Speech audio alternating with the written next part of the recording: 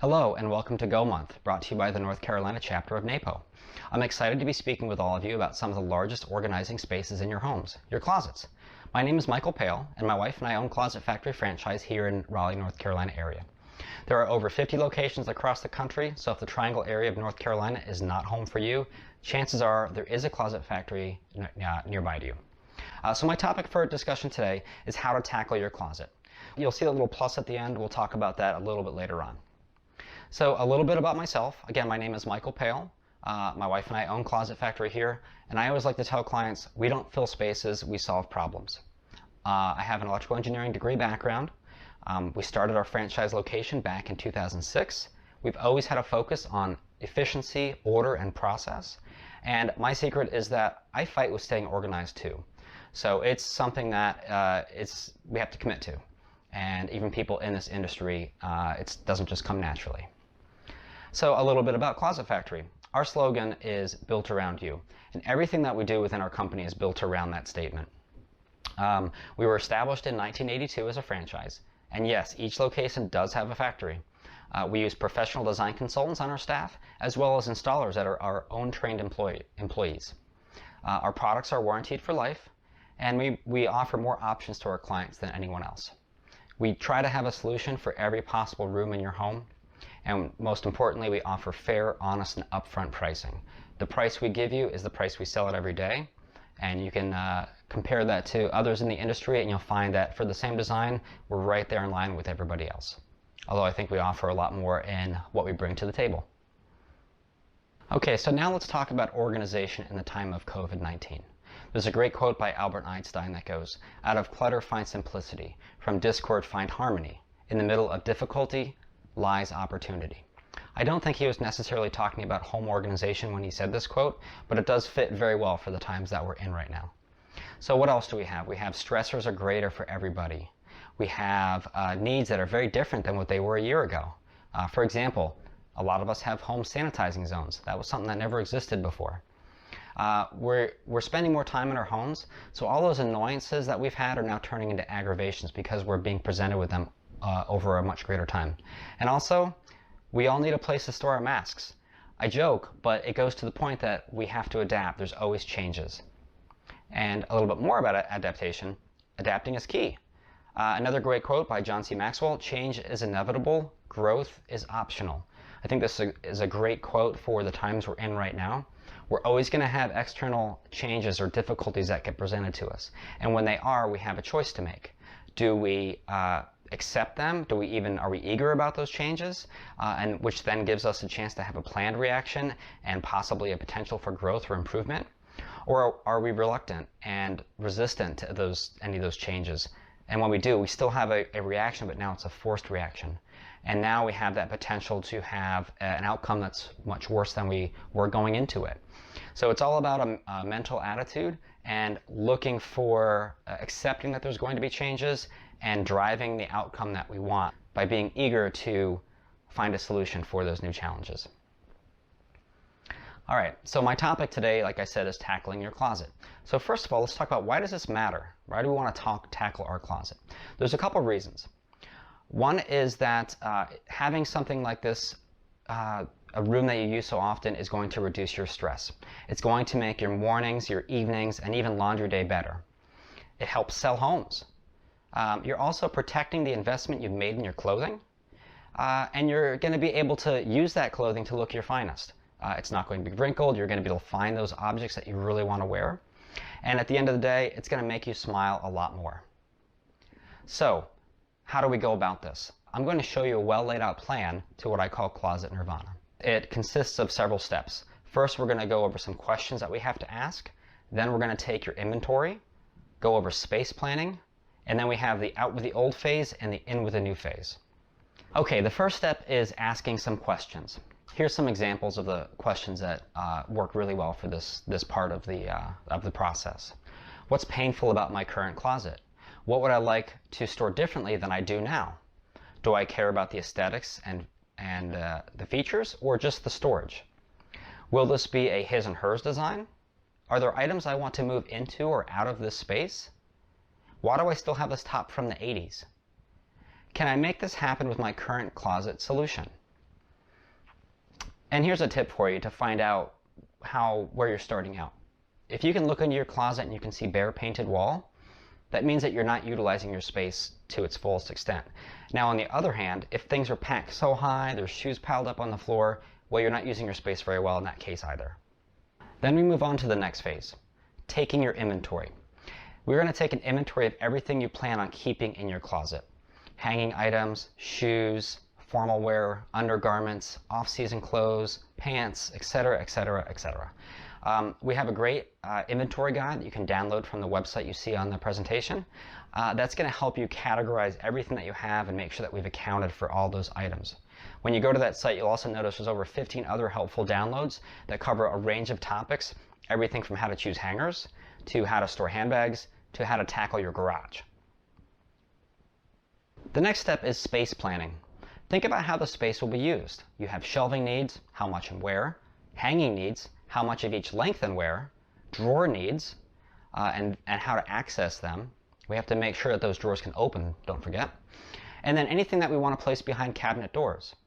The flow into and out of the closet is also important. We need to make sure we have enough walking room. And then we're also going to take into account any obstructions that are in that room at all. Things like lights, ladder pull downs, switches, outlets, vents, bump outs for vents on the other side of a wall. Any number of other things that there's always seems to be something new that we're finding in a closet. Okay, so the first part that we talked about is shelving. There's a couple notes here I'm going to give you on things to think about when you are figuring out the shelving needs for your space. First of all, 12 inches is a bare minimum depth. It's going to result in some of your clothes hanging over the front by a small amount, so we like to try to go to 14 or 16 when possible. There also should be no more than 12 inches between shelves vertically, and less for thinner items.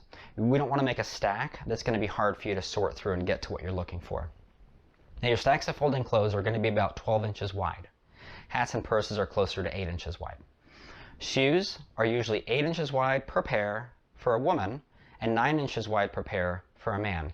Now we take a measurement when we go into a client's home to make sure those are the same, because obviously feet come in different sizes, but those are our starting points, and we size our shelves accordingly so that you're going to get an even number of pairs on each shelf. We tend to recommend avoiding boxes for your shoes, except for those ones that you wear much less often, because if you can't see them, you're not going to wear them. And then also, we often leave a 12-inch gap between the top of our units and the ceiling, and that's a great spot to put those travel bags. The next area of a closet that we have to address is your hanging space. Now, one thing that we need to remember is that hanging clothes take up about 24 inches of depth from the back wall. There's several different types. There's short hang, which is about 40 inches in height, and that's going to be for things like shirts, pants folded in half that are on hangers. We have medium hang, which is closer to 55 inches tall. That's going to be for medium length dresses and pants hanging unfolded. And then lastly, we have long hang. That's 65 inches tall or more. Those are for those things like long dresses, gowns. If you keep a long jacket in the closet, that's where those would go. Now each item on a hanger takes up about 1.5 inches of width, so you want to account for that. We can always pack them tighter, but that's not doing you any favors, so we try to avoid overpacking the space, and again we talk about that a little bit later as well. So the best way to address corners in closets, and this relates to hanging and shelving. Hanging should always go into the corners and be at least 24 inches wide, and then on the adjoining wall we're going to place shelving, preferably no more than 12 to 16 inches deep. Now that shelving, between that shelving and the wall where the hanging is, we're going to leave a 24-inch gap. That's going to seem like wasted space, but it's not. That's where your hanging clothes are going to lie, and that allows you to reach in there past this shelving section and get those back hangers, instead of having what you see a lot of times with wire shelving is hanging going into hanging in the corner, and you have to burrow in to try to get to that back corner, and nobody wants that. Next, we talk about drawers. Certainly don't need to have drawers in a closet. They're a great option if it makes sense for your belongings or the size of your actual space. They're great for things like undergarments, delicate clothes, sweaters, jewelry, anything along those lines. You can obviously also put your regular clothes in there, but the items I mentioned earlier are the ones that really, the drawers are the best possible solution. So 27 by 16, 27 wide, 16 deep, is the ideal section size for drawers to contain 2 stacks of clothes next to each other. You're going to see a lot of 24 by 16 inch drawers in the industry. It's a very common size.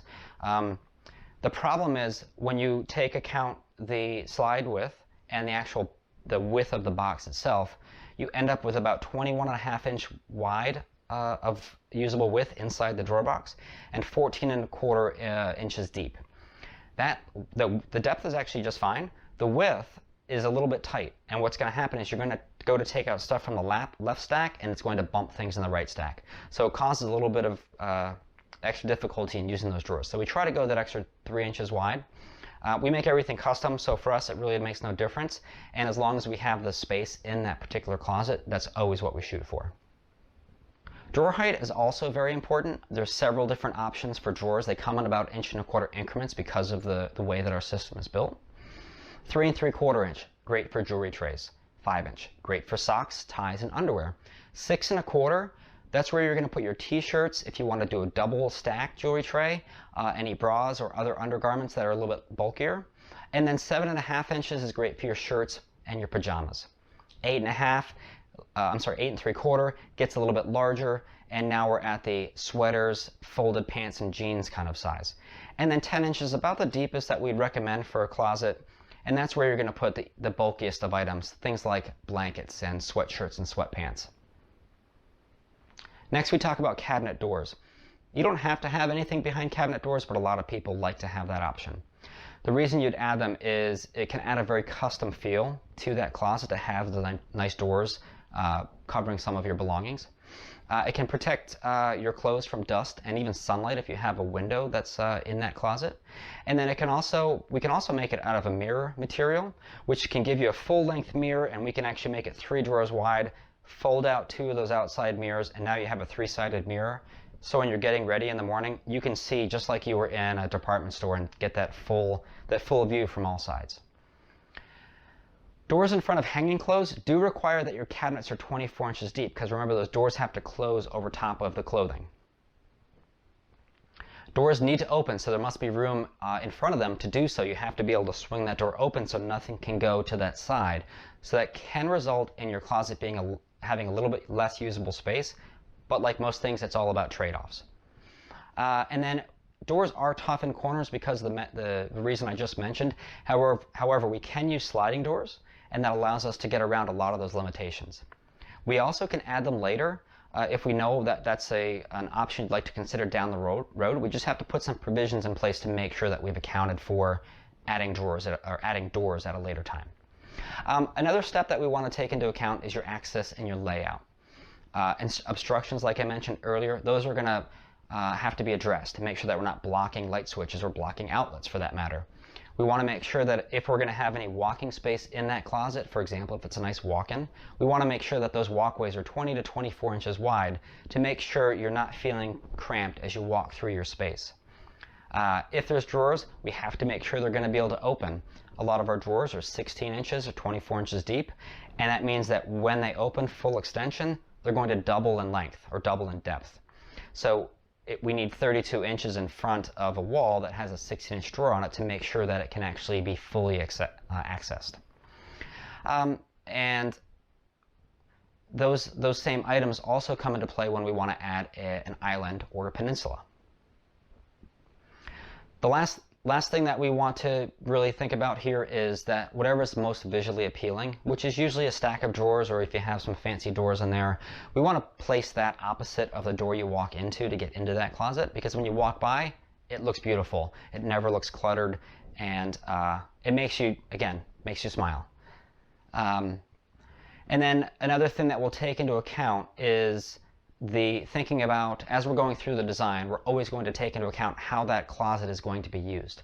For example, if there's an entire ceiling to floor storage section for shoes, because there's a large shoe collection, well, maybe we consider building a bench in so that you can actually put those shoes on right there where you store them.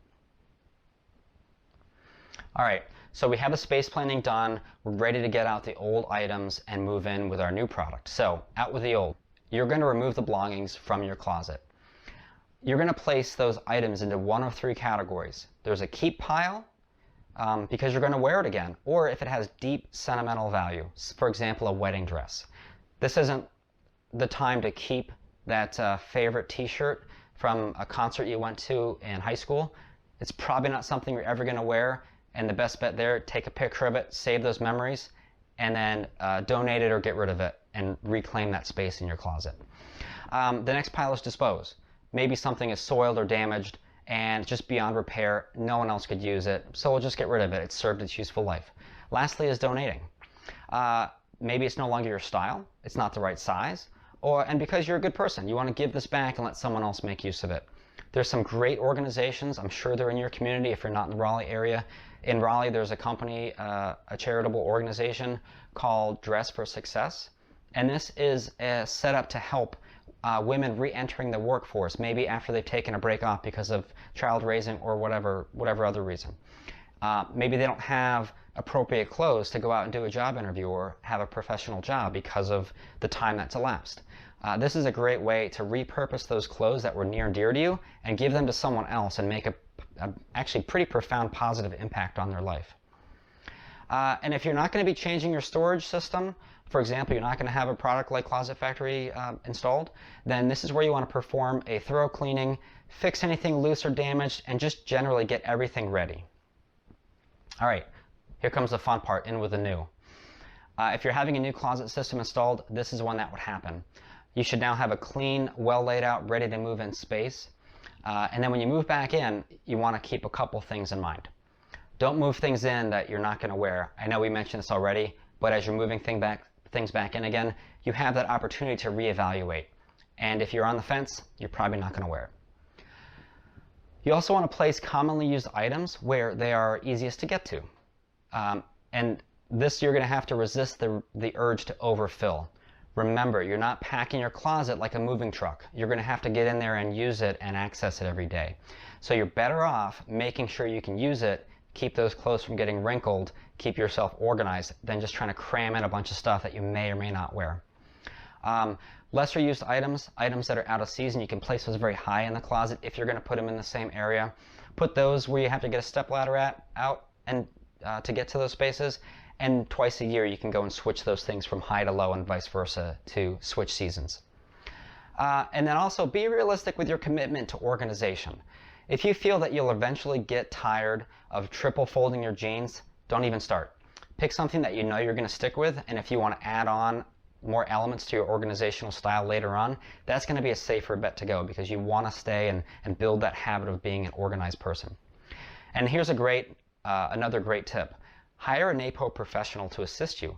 This is where their true expertise can shine. They know exactly how to make sure you're going to have a great day when you go to use your closet or put your items away. So plenty of resources here in the North Carolina area, and they have chapters all across the country. All right, so I'm going to give you some examples of before and after. I have only a couple here, but just want to show you what you can expect from going from something that's less organized to something that's much more organized. Now this one here is actually not too unorganized. They just wanted to have something that gave them a little more flexibility than wire hanging. So wire hanging, it is what it is. You get it, you put things on it, you can't adjust anything. A system such as ours at Closet Factory, all the shelves are adjustable, your rods are adjustable. If you want to change a hanging section to a shelving section later on, that's something we can easily do at a very low cost because we're just bringing out an additional rod or bringing out some additional shelves. Here's one that shows the transition, and this is very typical what you'd see with a reach-in closet. We have a ton of stuff piled in there. It's what we would call a cleat and rod. So we have a very basic system that just has maybe a shelf sitting on some cleats, a wooden rod beneath it. Very little flexibility. You really only have one shelf about halfway and another tall shelf at the top, and you have an area for a whole bunch of long hang, more than most people would need. So you can see in the bottom right the picture of this exact closet, same belongings filled in there, and probably one of the most profound differences is there's a lot more shelving and there's a lot more shoe storage.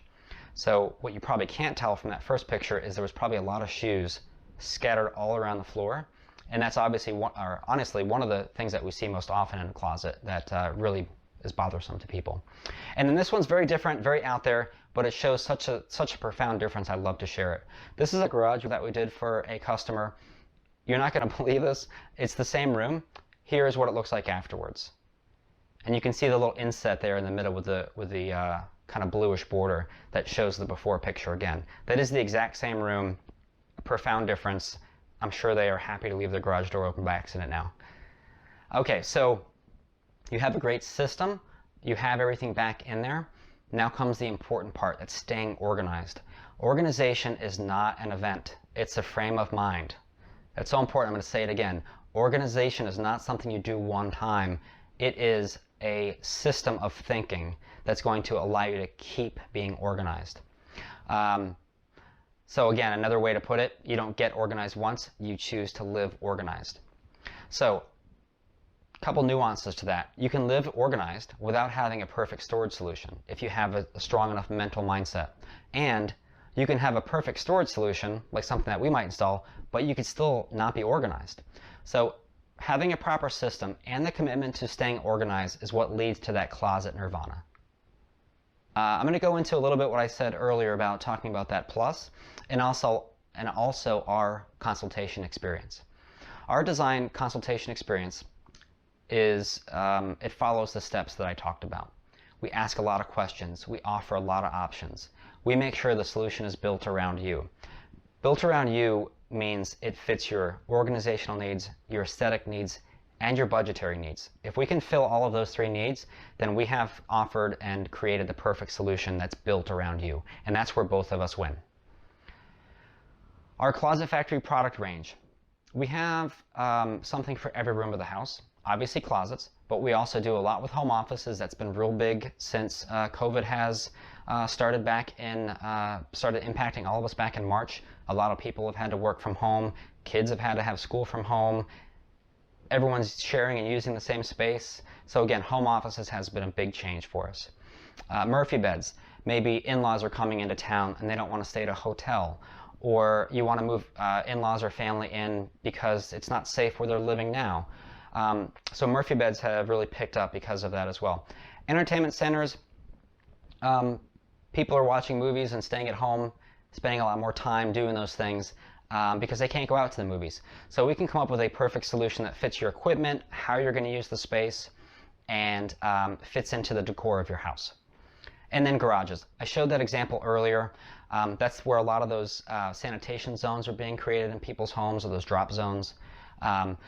And obviously, it's funny because garages are one of those areas that people do often later in their course of doing projects with us. But my personal opinion is it's one of those areas that homeowners should tackle first. I'm sure all of you, maybe some of you yourself, have a garage overflowing with items. It's such a big open space, it's really easy to just set something out there and then you set something else out there and then you never get around to fixing it, and sooner or later your car is outside. So I always suggest, come get a quote from us, figure out what you can do with your garage, and you can prevent that problem before it ever gets to that stage. And then a lot of people don't realize this, and we have a tough time getting that message out, but we do a great job with commercial projects as well. This could be anything from a point of sale, a reception area, work area, or desks for employees. We've done this at wine stores, clothing stores, dentist office, physician's office. So if you know anyone that really needs some help with their commercial space, have them give us a call. We can make something custom for, and in the same time frame, for something they would normally have to order and assemble themselves. So I want to thank you for all the time that you've invested in watching what I have to present to you. I hope it's been helpful. I want to give you some next steps. Continue to follow NAPO NC for future events. These are great events. They're offered free, and it helps them further their mission of helping other people become organized. Download those guides I talked about. Here's a link again.